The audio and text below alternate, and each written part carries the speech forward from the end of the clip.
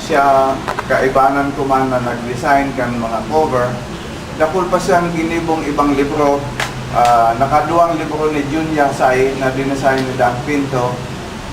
Igwa siyang kay Bel Morales na dinesign man na libro. So, apera sa nagsusurat siya, designer man siya kay mga libro. At siya ang head kan printing and publishing kan Philippine Senate kan nagkahilang sa Buda kan so nagadami.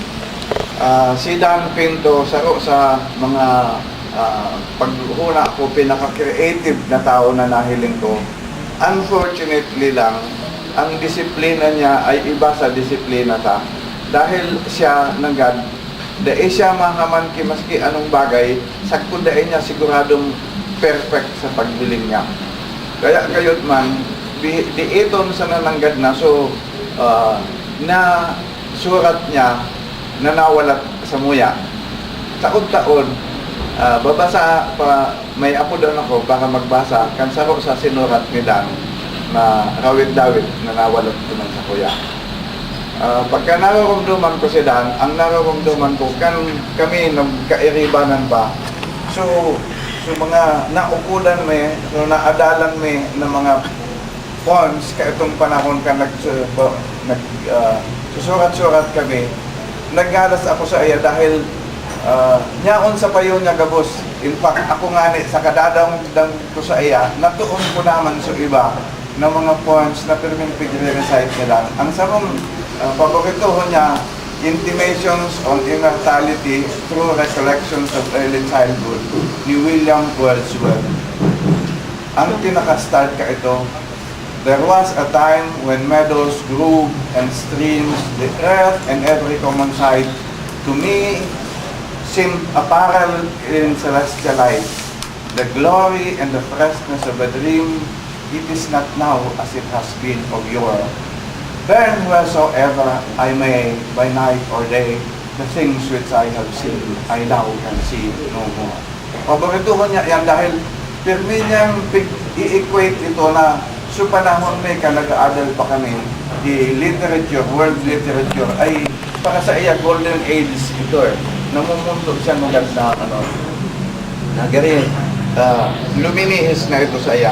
Kaya alang, so sa katahawang kaayan ay bigbabawi niya yan permito man sa section na nagsasabing, what though the radiance that was once so bright, the now forever taken from my sight, though nothing can bring back the hour of splendor in the grass, of glory in the flower, we will grieve not, rather find strength in what remains behind.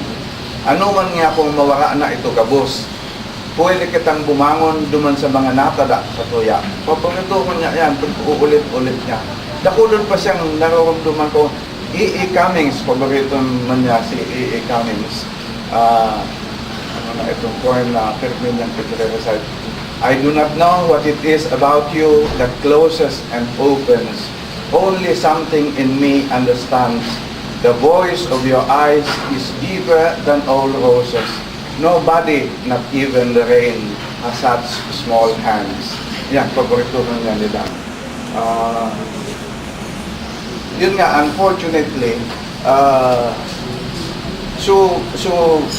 production ni Dan ay pirming